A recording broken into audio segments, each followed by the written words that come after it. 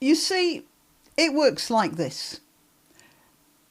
You look at farms owned by small families, inherited farms, that sort of thing, and you decide that you're going to stop this because it's much better when you do things in industrial, huge ideas, like they did in the Soviet Union to such good effect in all those years. So you get stuff like you you increase inheritance tax, for instance, which means that farmers know they won't be able to pass their farms down to their children, robs them of any hope for the future, and discourages them slightly, And then you increase minimum wage, so you can't get helping hands so easily, and that adds more to the burden.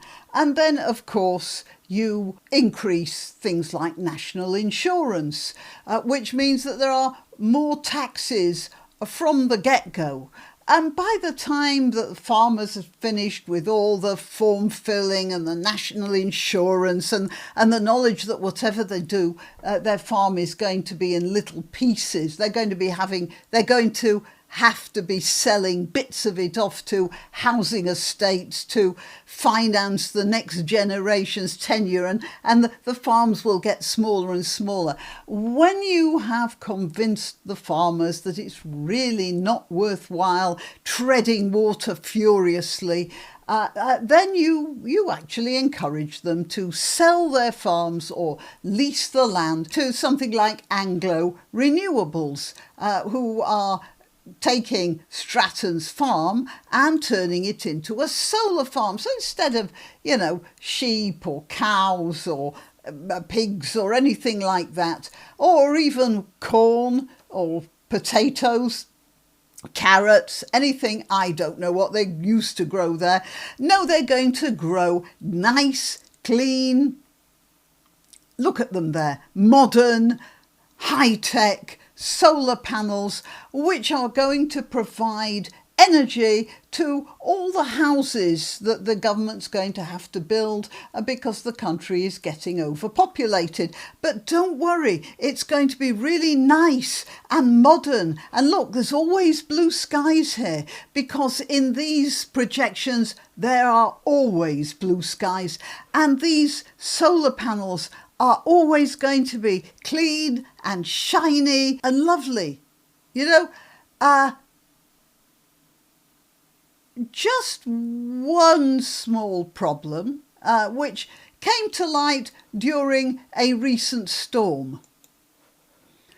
There's a slight possibility that a storm might smash some of these, and you're going to have to pick up all this broken glass and plastic and the chemicals that are inside the machines. And it's going to be quite a difficult job, and stuff is going to leak into the ground, and there's always going to be bits of broken glass in that ground, for however long it takes that stuff to degrade. And since some of it is plastic, probably never. So you're not going to be able to grow animals or possibly even vegetables on that land anymore. And what the firm is going to do is they're just going to pile it up like that and leave it and move on to somewhere else, aren't they? I'm Granniopteryx. Please like this video, as unlikable as the subject is. Please share it because I want people to realise how bad this can be. And I want you to subscribe as well if you can. The more figures I have, the further the video travels. And that goes for that like button as well. That really would be useful. Remember to click the notification bell so that you will be informed of any other videos I manage to put up before, YouTube takes me down. Okay, let's get on with it.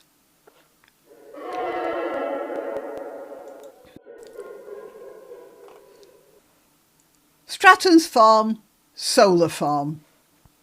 And this is the scheme as proposed by Anglo Renewables. This is the bit that they intended originally to cover with solar panels. And you see there's this bit here and this bit here, having had some objections, what they've done is they've decided not to build solar panels here and here. That's quite a big deal, isn't it? Well, it might be, 2% of the area? But whatever. You see, this is a sort of darkened image, don't you? It's just an old set of fields. This is what it looks like when it's not being plotted out by Anglo Renewables.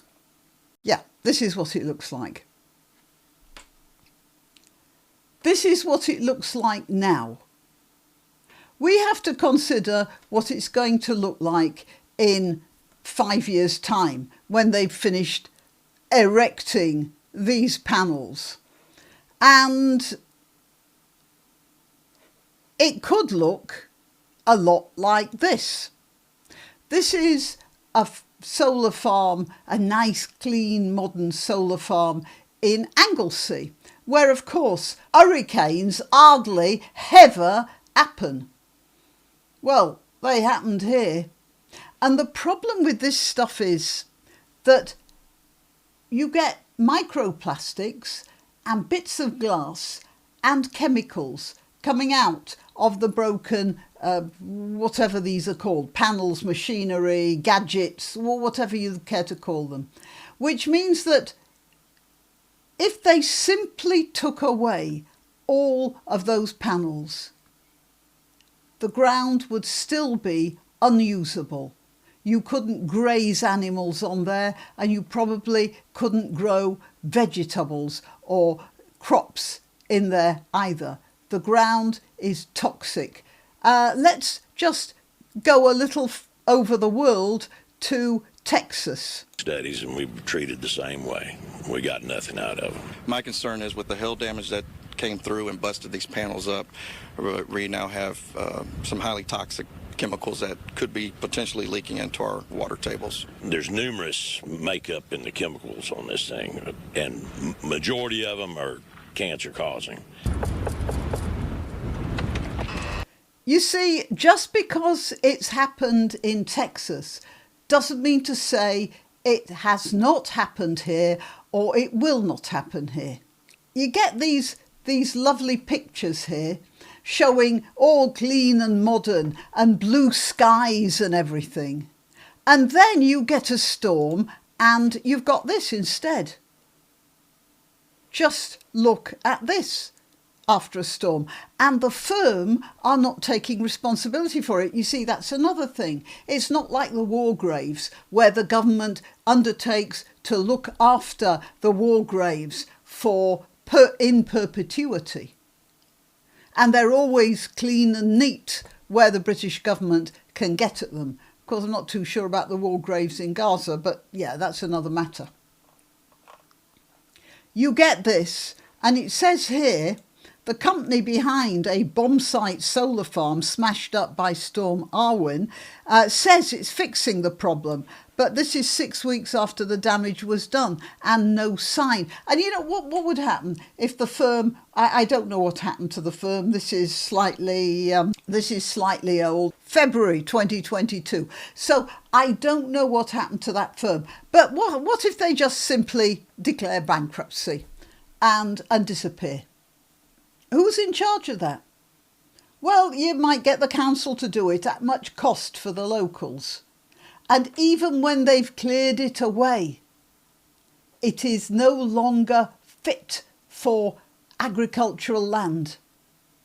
That's the problem with solar panels. Now, I don't mind them, cover. I've got solar panels on the roof of our house, admittedly only 4 of them, but they do quite a nice job of not heating the water, but getting it warm enough so our heating doesn't have to work so hard to get it hotter. But, I don't mind that sort of thing. Sometimes they're touted as being more useful than they really are, but you know, it does make a certain sort of sense. Covering car parks, for instance, I think that's a great idea. It provides some shelter for the cars, and if there's a storm and the panels are damaged, then the bits would be landing on a concrete standing anyway. And oh, I hear you say, but what if it damages the cars? It may very well do that. And then I have a question for you. Is it better for that stuff to damage the cars or agricultural lands to the end of all time? Well, the villagers here are going to do what they can to preserve this green and pleasant land as green and pleasant and as usable agricultural land for growing food.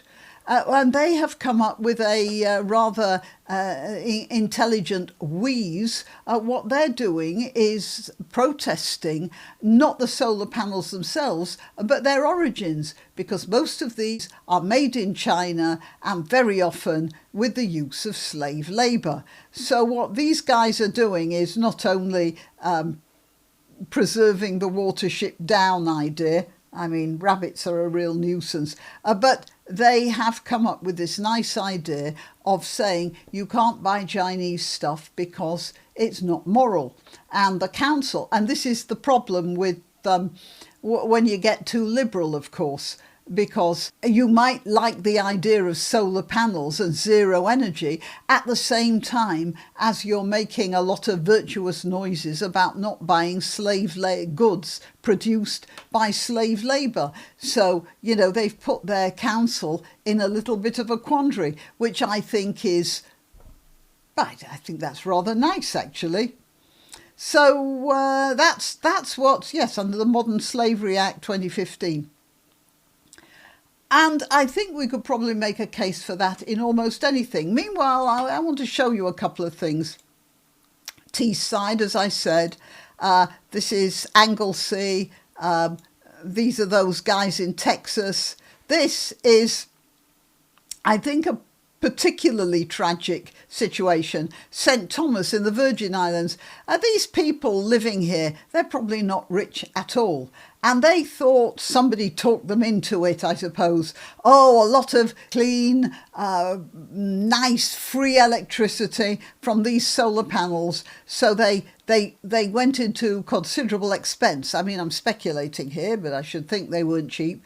To put all these solar panels there so all these houses would have electricity. And then there was a hurricane because, of course, hurricanes hardly ever happen in the Virgin Isles. Do they?